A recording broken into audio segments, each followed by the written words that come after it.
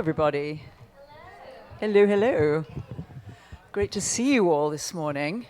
I'm Zoe Elton. I'm director of...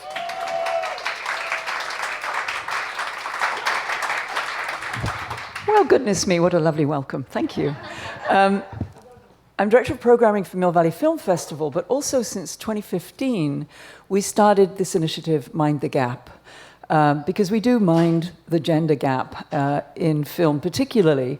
And it really came about because we realized that the percentage of women directors who were being hired in Hollywood had pretty much not changed in 25, 30, 40 years.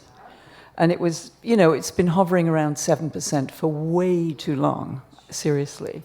So one of the things we committed to at Mill Valley was to making sure that we have some kind of parity with the directors whose work we show at the festival. And so we are continuing with that 50% thing. This year, 53% of our directors are women. And this is across the whole festival. So it's everything from, big Hollywood films to documentaries, to feature films, to family films. We track the directors as we go. And I am here to witness and say that the quality of the festival, the quality of the films that we show, and the broad perspective of work that we show doesn't change depending on who all is directing. So we just, we feel if you're going to walk the walk, you've got to walk the walk, talk the talk, and actually do it. So that's where we're at. We have a great group of directors who are joining me today. One of them is just introducing her film at the Sequoia. Oh, she's here, fabulous. Okay, great. Then I won't riff on Mind the Gap any longer. Let me bring everybody up. Margaret Brown is here with Descendant.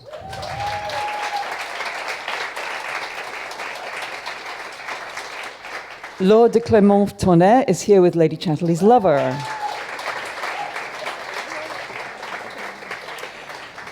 Phyllis Nagy is here with Call Jane.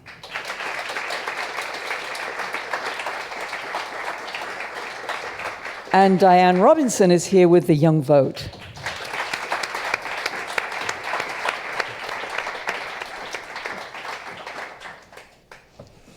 Great, let me get it so I can see you all here. Okay, first of all, welcome everybody.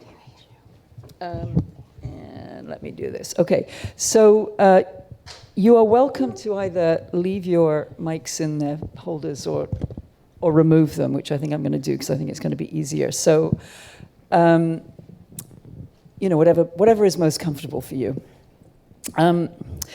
What I like about this group is that we have people who are working in both fiction and non-fiction.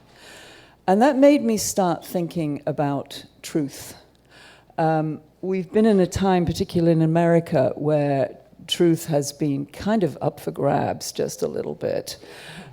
So thinking about these films, I mean, there's truth and there's fact. And with your film, the fact is that a slave ship disappeared. Laure, with your film, the fact is that British women of a certain class were very much under the thumb of their husbands financially and socially and in many other ways. With Phyllis's film, it's a fact that in the 60s, abortion was an issue. And I mean, all that time ago, it was an issue. And a group of women started providing services that were necessary. And with Diane's film, it's a fact that young people haven't been voting a lot. So what I'd like to ask you all to start with, and actually just to say as well, really take this as a conversation. And if you want to, throw it around between yourselves as well. Don't take this as QA, please. And also for you in the audience, if there's a point where you need something clarified or you want to, jump in with a question, please do that. But so, what were the truths behind the stories that you're telling in your films? What was the core thing that inspired you as you were making the film and as you were working with the material that each of you is working with? Someone want to jump on that? We're also polite. Should you just ask I know, one yeah. of them? Actually, tell you what, let's just go down. I've introduced you, but let me just go down and ask you all like a running question. Is this your first, second, third, 10th, whatever feature film? Fourth. Second. First. Great. So we've had a little bit of a voice there. I think you might want to jump on this one. To the question about truth. Yeah. It's so it's your point. Well, I should start out by saying that for most of my adult life, I was working in the field of education. So I started out as a teacher, and then I worked in the nonprofit space. I did Teach for America, and then I worked for these organizations because I just deeply believed in the work we were doing, and I believed in young people. So, it is a fact, it is the truth that young people don't vote in high numbers. But the narrative that I was hearing, this was just post-2016, was they don't care. And, they just post, they protest, they don't really care about our country, and that's part of why they don't vote.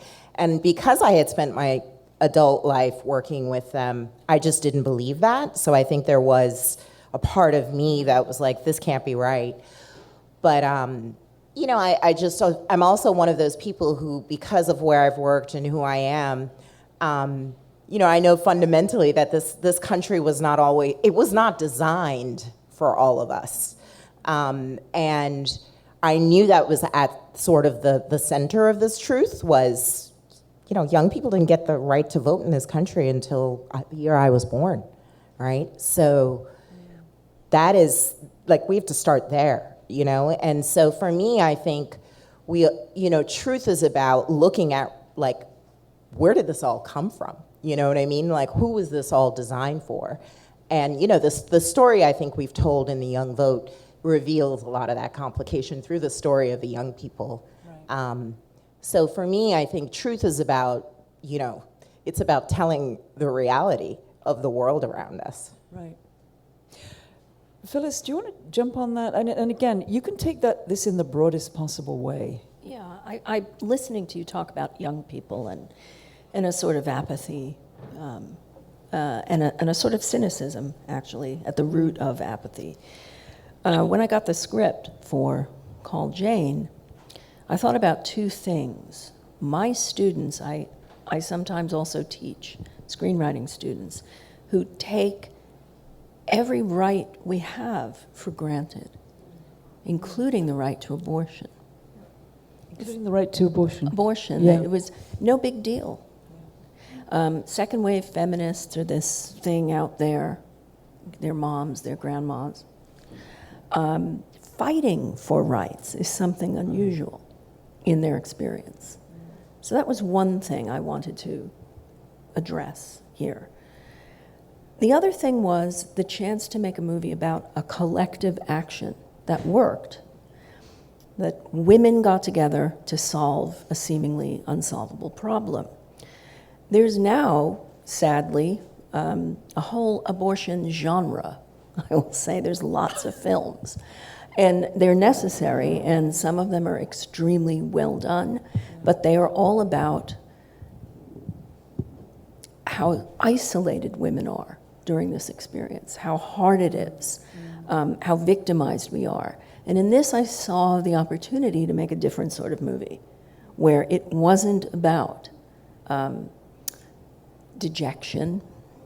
It's also not about joy, obviously, but it is about normalizing a medical procedure through collectivism. And I think that's very important. Especially now, I mean, the 60s are the 60s, and you're able to address things in a period piece in a way that you can't right now. But the problems are exactly the same. What's the difference? The medical procedure. That's it. It's interesting, she mentions period piece, and of course you have Lady Chatterley's lover is a period piece, and she gets pregnant. I mean, it makes me wonder if she would have had, if she would have had an abortion if it was 100 years later. Yes, I mean, if obviously if she had to do what her husband wanted her to do, definitely. Yeah. And because the book was censored, was banned for obscenity, because it was talking about sexual female pleasure, and a woman who actually takes ownership of her own body. There was a big trial in the 60s, and then finally got published in the 60s, but it was banned in the US, in the UK, in Canada. So I thought it was extremely exciting to revive this character in 2022, when 100 years ago it was censored, and I think it was the first novel to address female sexual pleasure, and D.H. Lawrence did it in a way that I felt was extremely sensitive and extremely open, glorifying sex and glorifying woman sensuality, and above all freedom, because it was one aspect of it, but above all it's about a woman who frees herself from patriarchy, from class, from social pressure, and finally decides to live her own life. Scandalous. And it's this kind of very classics novels are always resonating in a way that even today with Roe and Wade, with what's happening in Iran. I mean, it's always in the news. It's always like a timely topic, unfortunately. So that's the real truth, is that a woman controlling her own body is not yet accepted. Yeah, times have a way of not really changing today. So, Margaret, the truth at the center of your film, again, it's interesting. I think with all of you, there are these themes that go through where we think that maybe things have changed, and actually they haven't very much. And I think you maybe have discovered that in excavating your film. My film is set in my home state of Alabama, and I've always said as a filmmaker that I believe truth is very subjective. But then I make this film, and I think about who wrote the history books, and when you think about my film, my film really starts in 1860 when the last known slave ship, the Clotilda, was brought to the United States, and and when you think about who was writing the history back then, I think it was 1 in 7 people were literate, if I'm remembering the fact correctly, and they were pretty much all white men. So if you think about, my story is a story of an oral tradition that's been passed down most of the time in silence because of fear of lynching or retribution of some kind. So when you think about that, I definitely, my through making this film, I mean, it's had obviously many profound effects on me, but one of them is just thinking, well, there actually are some things that are definitively true, if that makes sense. Yeah. So you've all come from, it's interesting to me, you've been a director for quite a while. You've worked as an actor as well. Phyllis, you are also a writer, and Diane, you're also an educator. What is it that is most compelling for you about directing? You want to kick off on that? Well, I'm different than y'all because I do docs. No, we got 2 docs. We got 2 docs. Oh, fiction. Yeah. I'm so sorry. Yeah. Well, I don't know. I mean, okay, so this is what I think about docs. I think that, you get to wake up in the morning and not know what's going to happen and somehow figure out how to capture that, and that's really exciting, and I'm kind of an adrenaline junkie, and that's my fix. Do you feel that way? So, it's my first film, but I definitely felt that way because I made it during COVID. So that was definitely a lot of adrenaline. It was my first time making a film, so I'm like, okay, will it get easier after this? Because that was pretty challenging. It won't, and that's what I've been told. It will not. That was good training for you. I love being able to bring the idea of something to life, right? And, it's interesting. I spoke to another director because I was like, what am I doing? Like, I don't know how to make a film. You know what I mean? Like, I know how to do a lot of other things. And she was like, nope. She was an actress who transitioned to directing. She's like, everything you have done has prepared you for where you are now. And, I've always been a storyteller. I started out teaching 6-year-olds. So if you were not compelling the 6-year-olds, things would go pretty badly, And then, I ended up in leadership positions, inspiring people over the years to go and do really hard work in education and, and to get people involved in supporting our work. So I've always been somebody who understood the power of story. Like, I'm Jamaican. I grew up in an oral tradition, like, from a very young age. I'm also somebody with a doctorate, and I get that numbers compel people too. But I see the difference between being able to touch someone's heart through a story and their mind, and to change their mind. And it's honestly what brought me to filmmaking and to directing, because I really believe where we are right now in society is that we are in this place where we're repeating a lot of the same stories, right? Because fundamentally, we live in a society that was not always, it was not designed for all of us. Right? And a lot of those same stories are being told to keep us in the same place. So I truly believe like storytelling can change the world and can change through changing people's hearts and minds. Agreed. Laure? Completely agree, yes. And I think it's in directing a film, a feature film, gives also a poetic freedom that you can juxtapose to a subject and create imagery that and with actors. And it's true that telling stories through humans' emotions, and especially working with actors, is something that makes me very happy. Maybe because I was an actor, and it was more challenging for me, and I finally decided to direct my first short film. It was 10 years ago, and I was like, oh, feels like the right shoes. It's just much more comfortable place, because I could step back and work with actors. And this is exactly what you said. It's like what you are. Every experience leads you to the right one. So that's, yeah. Was there anything that you had experienced from a director when you were acting that you really wanted to change when you began directing? Oh, yes. Yes. Even though I had great experiences as an actor, I also had bad ones where I felt that I was used as a prop and not as a human being. And because there's a lot of directors who don't know actors or who don't care enough, as and care more about techniques or about lightings. I think everything is so important, and you have to make sure that all the craft together, and that you're the conductor of all those fields and people, and it can all work together. And this is what I kept with me to keep empathy.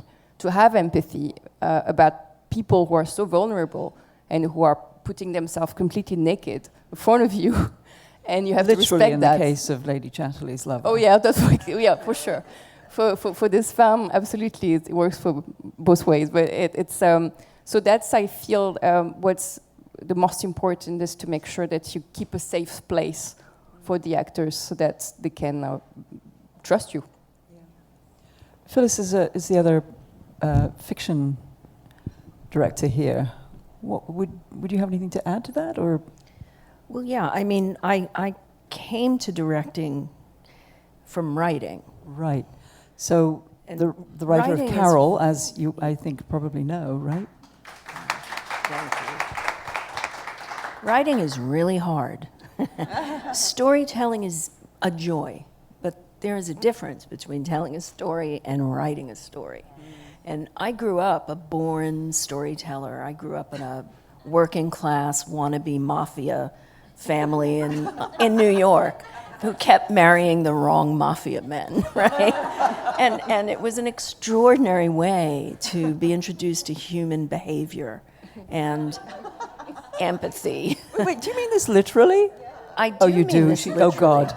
My Okay. grandma was a numbers runner for the Gambinos. I mean, she was it's an amazing, now, people never believe it when they meet me. The assumptions that we make about each other are very interesting to me. And people assume I was raised by a couple of, I don't know what, college professors or movie freaks, or the biases we have are stunning, and it's what led me to first become a playwright and a director, and living in other places.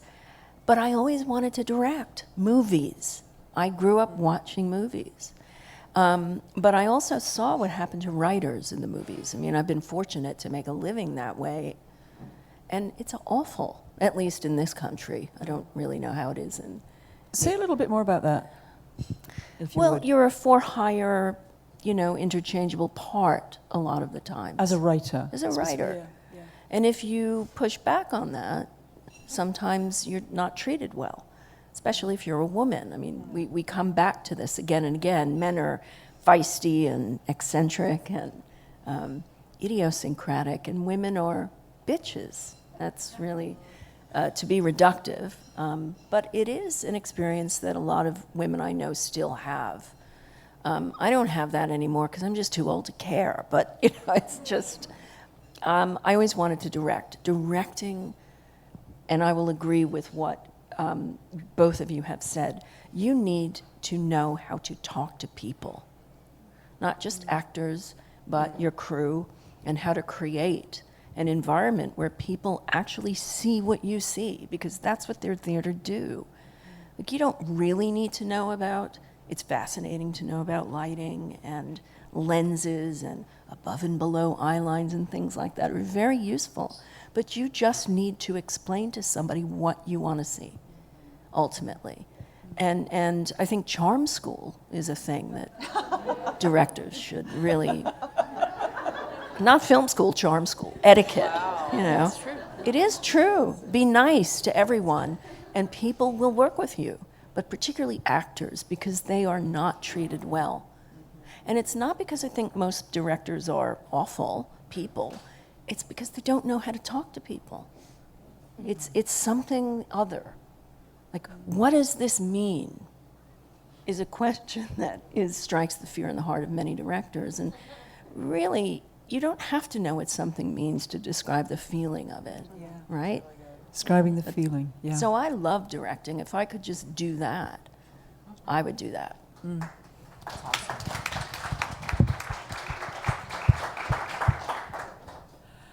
And, this, I would say a similar thing is true of documentary. That, because you may be interviewing people, but it's still going to be about how they feel when they respond to you. Yeah. I mean, any experiences in that regard for either of you?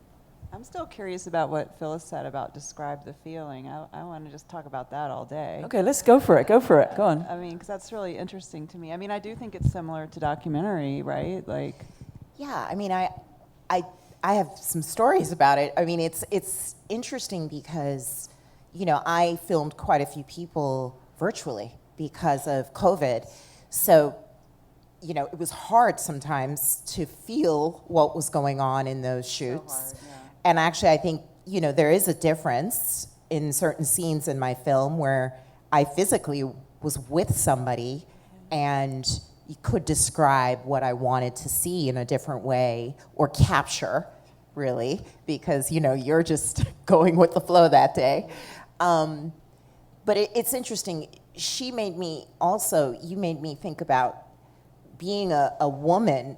This is my first film, so I'm like, okay, do you get treated like this too? Because, I hired a crew all over the country to work with me, most of them men, because they were the ones that were recommended to me. Now I've built a whole list of women that I'm also going to go to. But it was really interesting to be in a position also of trying to describe what you wanted, what your film is about, what you're trying to capture, to men who have been in the position longer than you, who are in those maybe editing roles, graphics roles, the sound roles, and they're not listening to you because you're new at this, right? And it's, their field is very technical, it's very specific, and they're very good at it. So it's trying to navigate that too, especially as a new filmmaker, was fascinating for me. It's like, how do you get to the feeling when they won't even listen to you or not? I mean, like, okay, I am paying you, right? So I think this is that we need to change this dynamic. So that was interesting to navigate also. I mean, honestly, the first time I walked on a movie set, there was a little bit of that, and then I listened to what they were doing. They were talking with each other, the gaffers, the electrics, and I told better dirty jokes than they did. And that was it. Like, the expectation of women is you won't laugh at their, bad joke. Laugh at it. It's a manipulation that's very, very, it works. And understand what they are seeing through the camera. Those are the two things, because they'll fight with you about that. But as long as you can say, no, the frame is here. But I also think it is about networks and I think like diversity of crews and you need to like we should trade phone numbers, because I've dealt with that too, and it's about I'm sure with you as a Black woman that's a thing, and people listening to you, and I don't know. I think I've definitely dealt with that, and I think it's about finding the right crews, because not everyone is going to act like that, and you have to find the right people, because there's some people that aren't going to listen no matter what. Yeah. I think my experience. Yeah. Yeah, and also yes, but it's kind of like it was hard to be taken seriously. It's really hard. Because obviously they have so much more experience.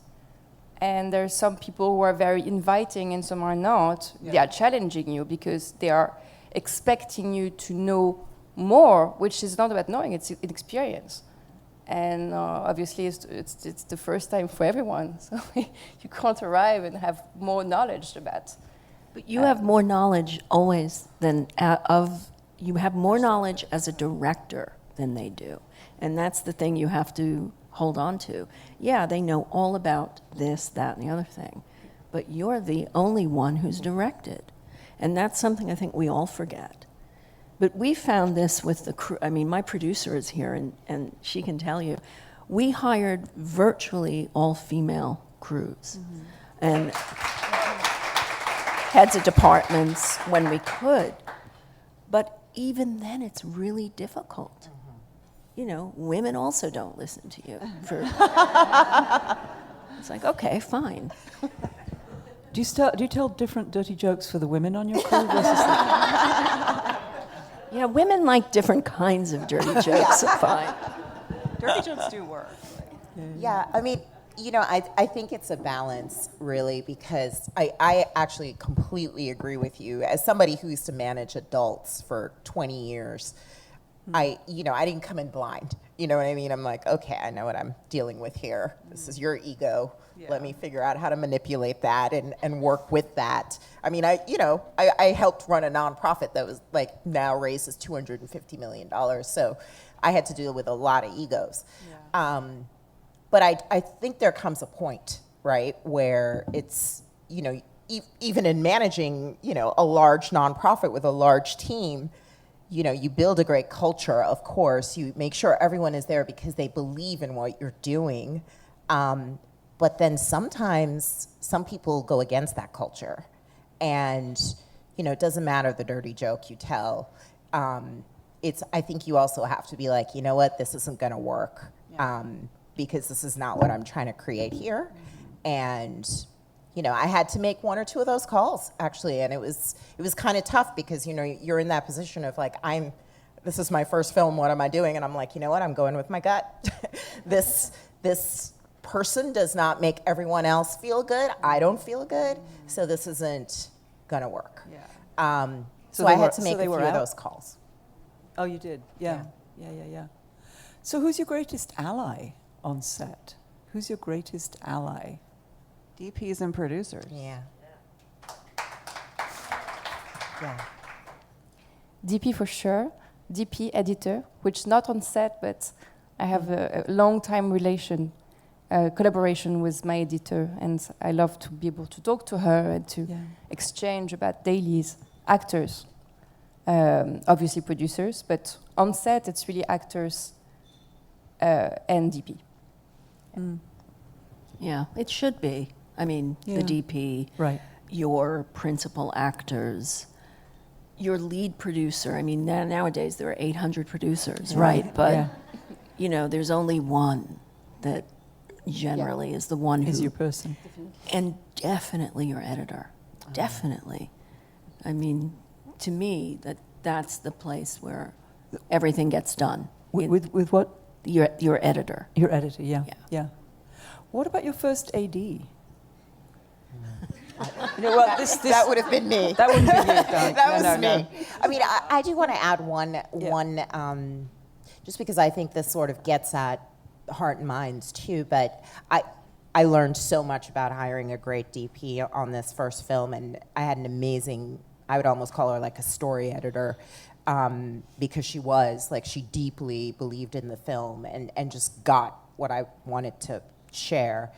But my composer was phenomenal, and a woman who, you know, completely got it, what I wanted to do. I almost felt like she was another character in the documentary, but once she did the score, I felt like it just took the film to a totally another level. Who was it? Mandy Hoffman. She's great. I think we shared a composer. Isabella? Isabella? Yeah. Yes. Yeah. Okay, trade notes here. Trade notes. How was that? Isabella Summers, who was a founding member of Florence and the Machine and is now, but I'd say my music supervisor, because I'm very, very interested in music. That's what I studied. I didn't go to film school, but you don't really need to. Don't say I said that, but yeah. It's true. I didn't go to film school. Yeah. But the music super and I put together the... You did go to film school? You went? Sorry. Wait a minute. Are you the only person here who went to film school? Oh my God. That's great. That's wonderful. It's a great statistic, only 25%. Right. Awesome. Which film school did you go to? NYU. NYU. Well, there you go. Yeah, that's... Did it help? It gave me 3 years to because I couldn't get hired to save my life in film, and it gave me 3 years to make films and then get confidence. That's why. That's actually great. Yeah. Did you know that you were on documentary track all the way through? I went for narrative, actually. Oh, okay. But take that off there? I would just put it there because I was afraid I would drop it in the water. But no, I went for narrative, and I always thought I would do narrative, but then I got hooked on the adrenaline thing and couldn't get away. It's too much fun. Or fun is not always the right word, but it feeds something in me. It's a different way of working. Yeah.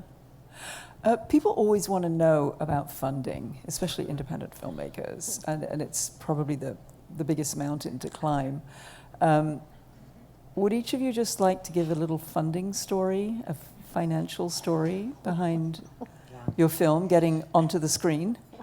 I mean, mine might not be the path you want to follow.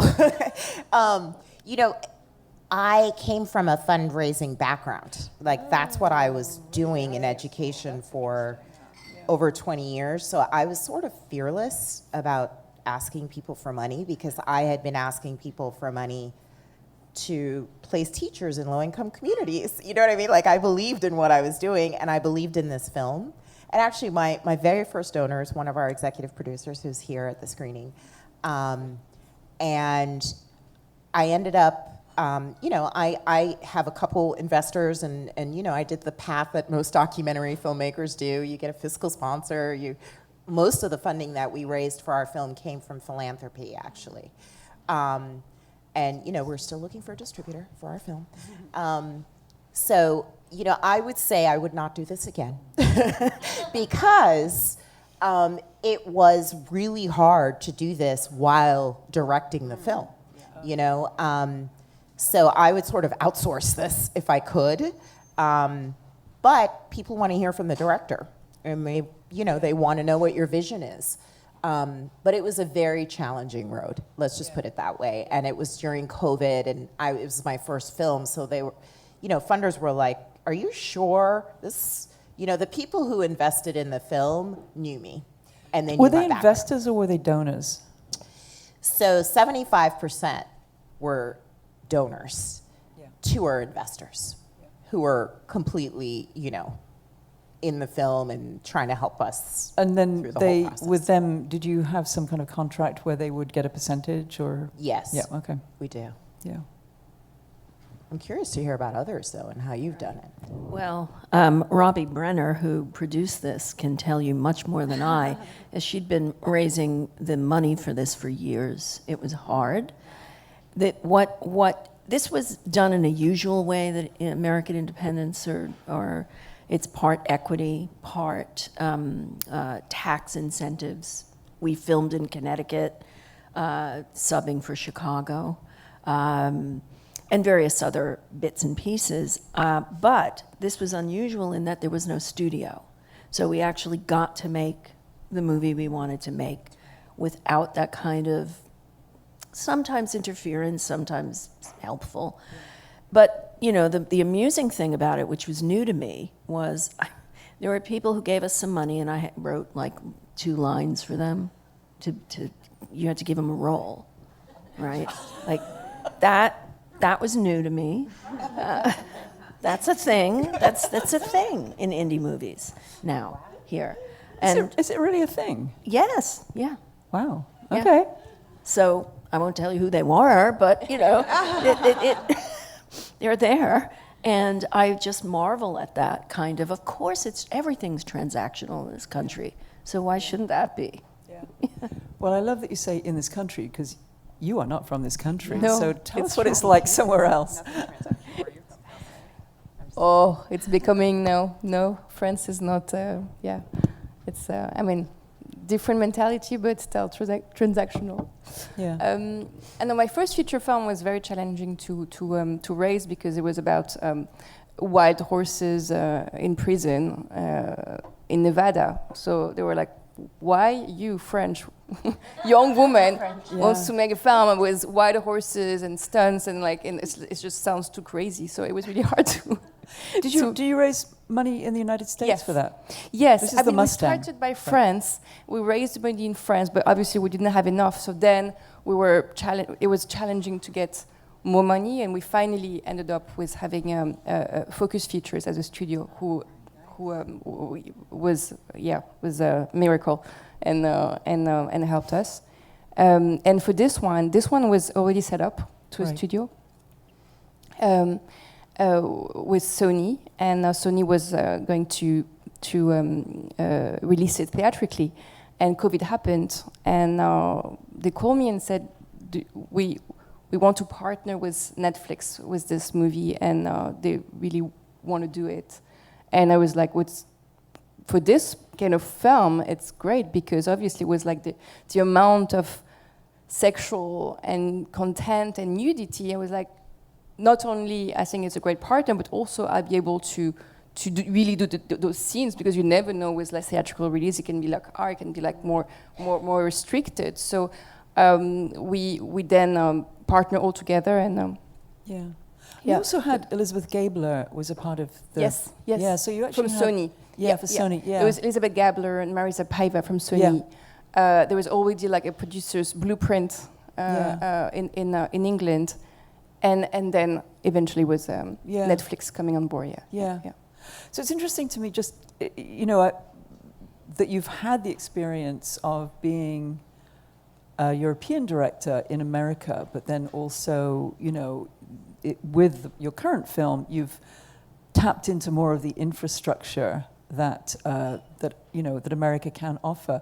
But as in Europe, what is the funding like there now? I mean, if people were wanting to shoot there or do a co-production, how is it? There's a great system there. You have government money, the CNC. You have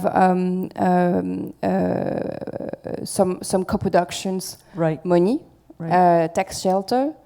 But it's true that in France, the CNC helps. So it's not the same budget, but I think in one hand it's better. You're much more free. Yeah. But the CNC, and the channels. Before, Canal Plus used to give a lot of money, but now they're much more restricted as well. So it's challenging. It's not the same. There's good and bad in both ways, but definitely like Europe together, you have a lot of partnership of countries that can find tax shelter and money together. Yeah.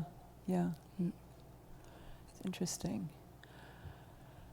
The money thing, it's always a big issue.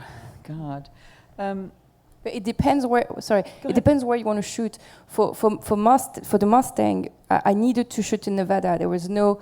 It was because at some point they were like, "Oh, you can shoot in Spain." It was like, but of course Spain is beautiful, but it's not. I want to be able to cast people from the area. Right. I want to be able, and as you said, the adrenaline.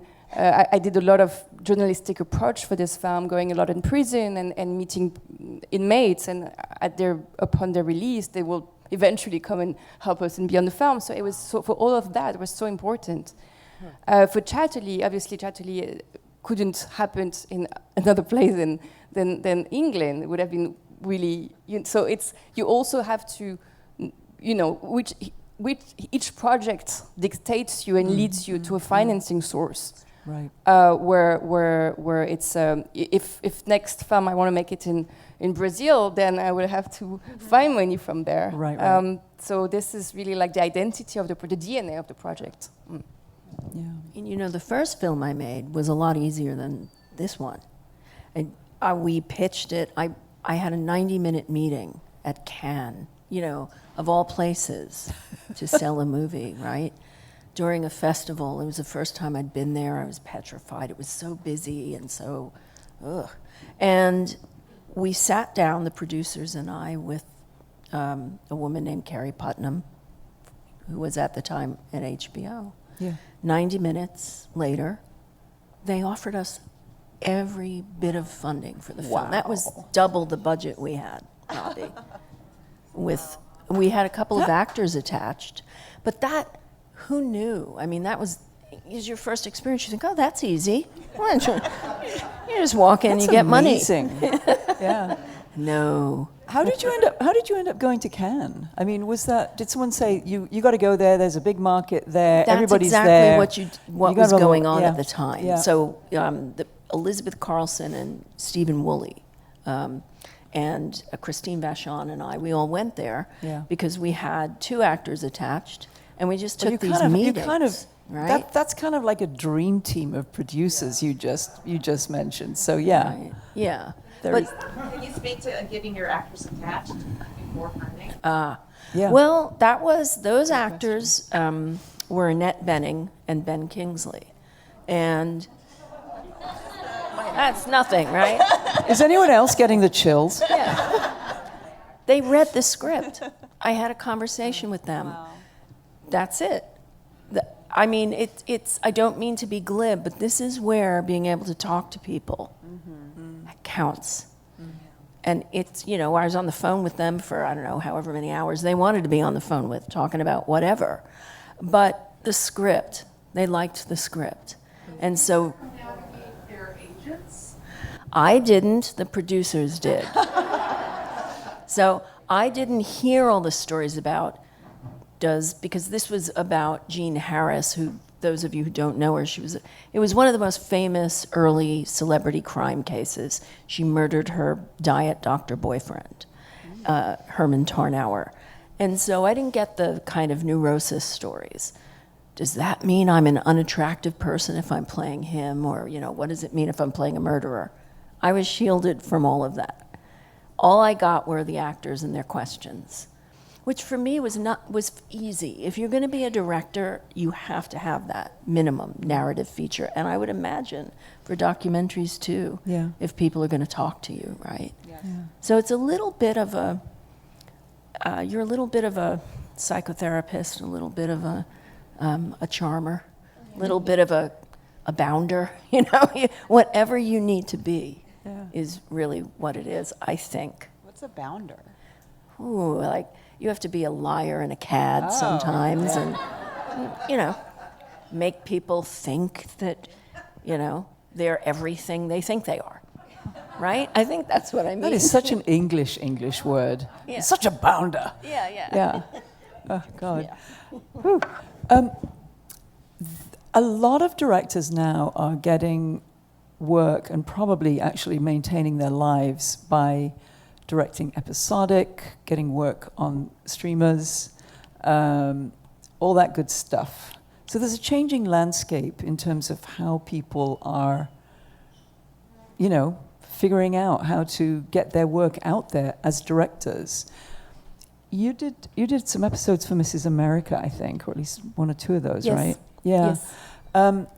Any observations about what the state of the art is for you personally right now, and if there are things that you find exciting or that you really want to do that are maybe not traditional feature films, regardless of whether they're fiction or non-fiction?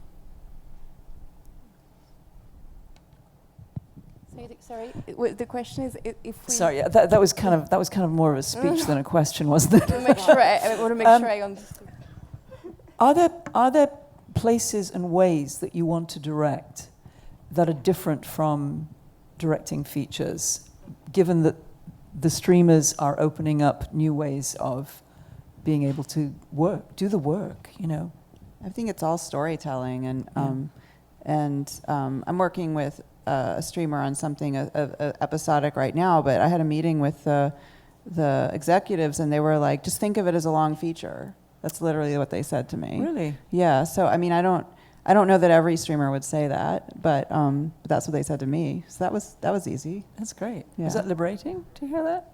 I mean, I've never done like a whole series before, so I'm Right. kind of like it's an experiment, I guess. Yeah. So I don't really know what to think about it yet. I guess I'll see as it goes. Right.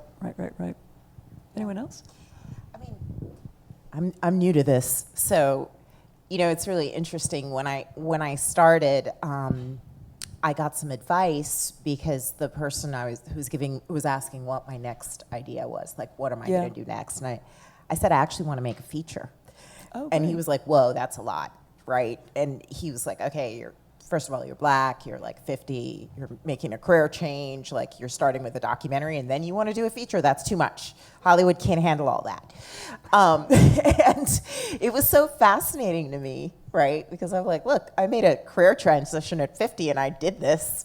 I'm gonna do what I want to do next, right? Yay. Like, Woo. so it was just so fascinating that I was immediately put in this box, right? Like, I loved this experience of making a documentary, and I want to make more documentaries, but I also feel like I have a feature in me. And I just think it's so interesting that, you know, it is opening up, and that there are opportunities for us. And I mean, I hope that, you know, none of us put ourselves in a box, actually. And because none of us would be here had you not, you know, gone to that meeting, you know, decided to like make this film, you know, all of us, right? So I feel like the opportunities are there for us, and maybe I'm super naive, and I'm okay being naive because naivete has gotten me this far. So anyway, that's sort of my take on it is, you know, take advantage of the opportunities, and if it allows you to just keep going on whatever you love doing, which is storytelling, then do it. Yes. Yes, I always thought that I would stick to movies, and then I did a lot of TV, and I really enjoyed it. It's very different work, but it's also very fulfilling. I always thought I would write always my own stories, but this second feature film, I've just directed. I mean, it was already written. I feel that,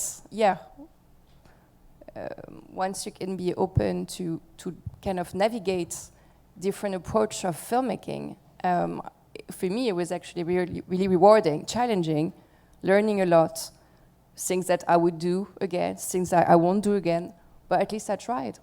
So I think that's the key, and it's true, as you said, we all been naive enough to to be able to direct a first documentary of films, which sounds crazy.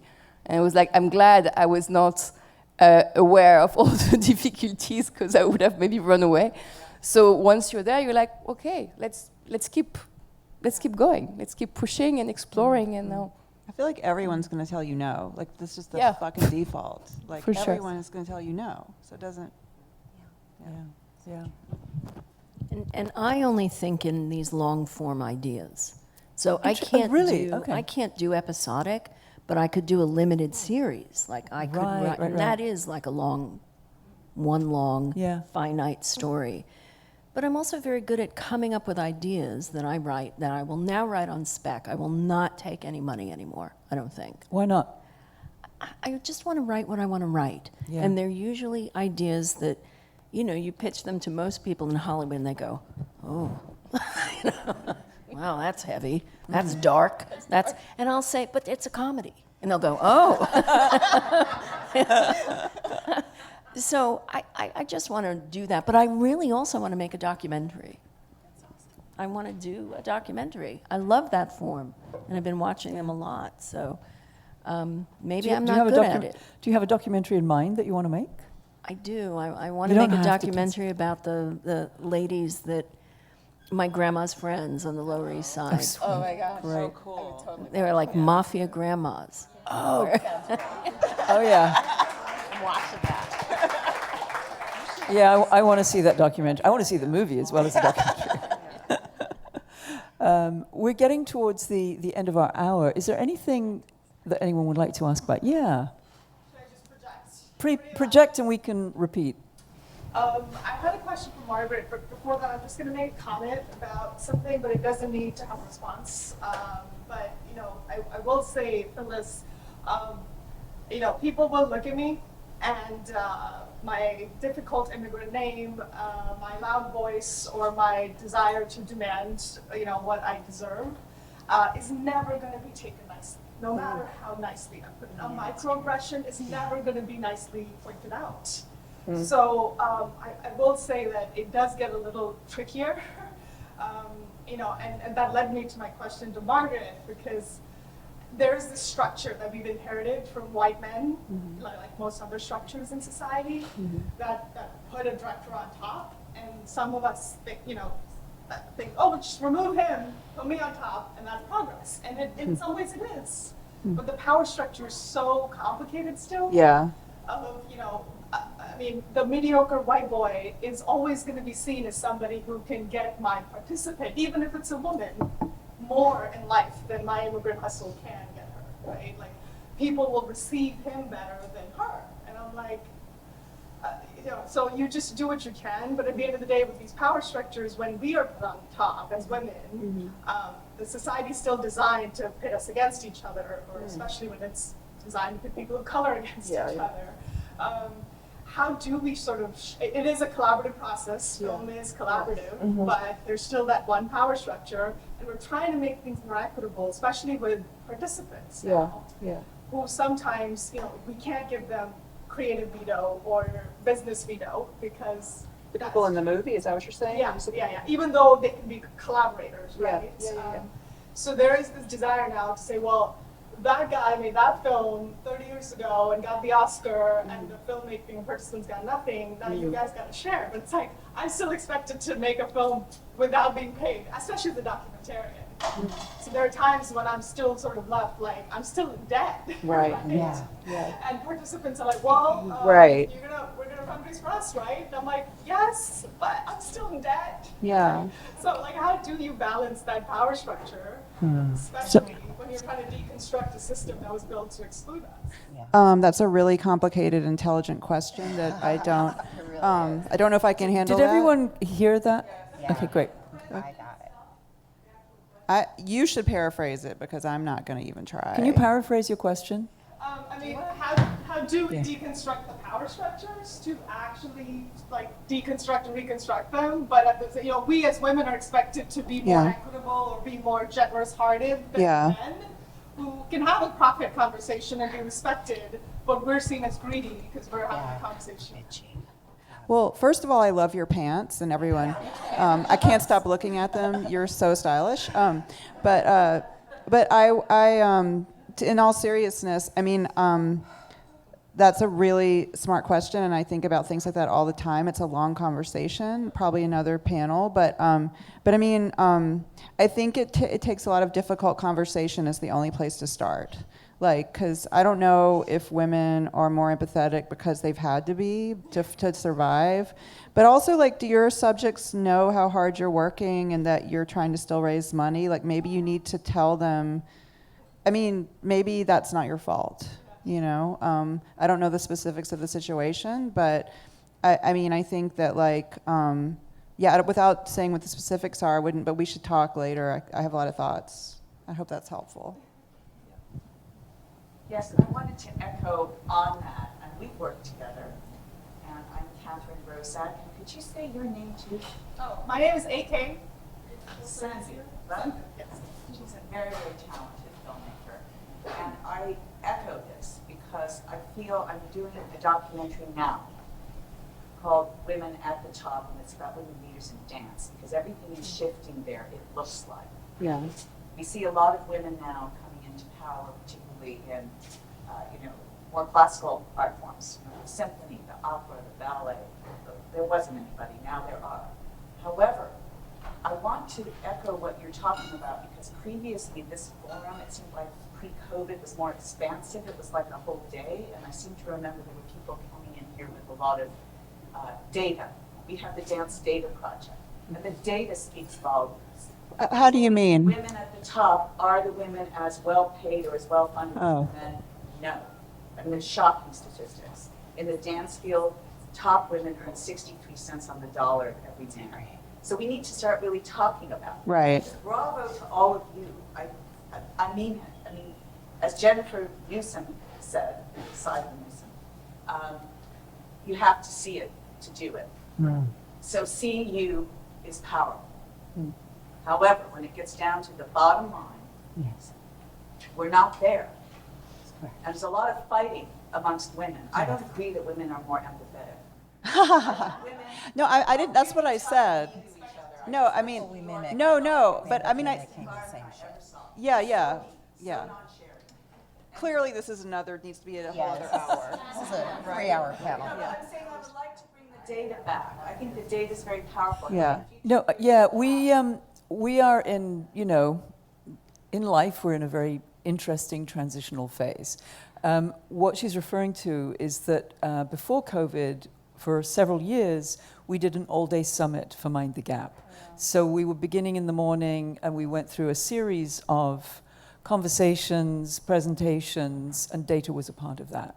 So that's really, what I'm looking at this year is more like a deconstructed summit, so that we're doing separate panels like this. There'll be one on the unknown country that Osinacha Ibe is doing.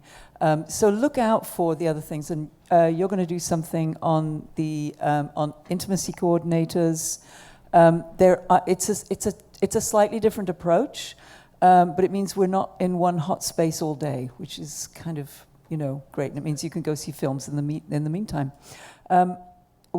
We're at time, right? And Diane, thank you. We're going to let Diane go because she's got a Q&A to get to.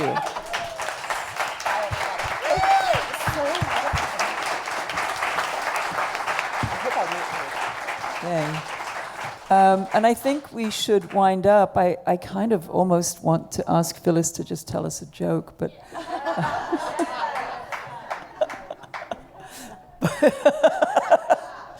but you don't have to. At the bar, okay, at the bar afterwards, all right. Yes, please, sorry. What was the film that made you want to start being a filmmaker? If there is one. There are two, Sunset Boulevard and All That Jazz. Wow. Laure? A French film named La Belle Équipe, which is in the 30s, set in the 30s, and Paris, Texas. Oh, interesting. Yeah. How about you? Beau Travail, yeah. Beau Travail, yeah. Mine are She's Gotta Have It, because I thought, I can maybe do that. Because I was very inspired by just it seemed like you could just, and then Shadows by John Cassavetes. Oh, wow. I'm going to do one quick follow-up after that. What was the character in a film that you saw as a kid that you loved? Was there a character? Not an actor, but a character who was maybe a role model? Yeah, when you were a kid, any age. It will sound weird to you, but I was 11 years old and I watched Pulp Fiction. And I thought that Uma Thurman in that role, the way she moved and danced, she was amazing. Obviously, I didn't understand exactly completely what was happening there, but she was, I remember that watching this film and her iconic character, the dancing part, the sensuality, this big impression on me. 11 years old. That says a lot about you. I know. It says a lot about you, where you're at right now as well. Yeah. Anyone else? These are very weird. But my mom would take me to movies when I was very young based on the actors that she had the hots for. So that's what I saw. So Bill Sykes from Oliver made a huge impression on me.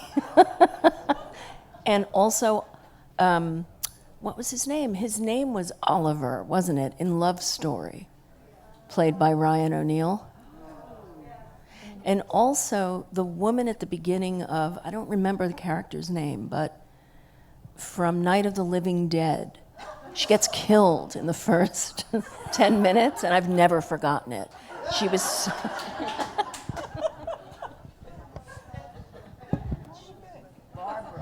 Follow that, if you can.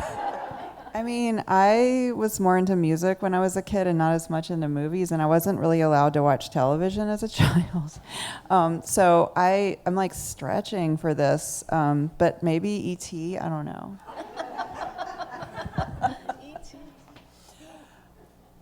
Well, I think that's a great place to say thank you, each of you, for your work.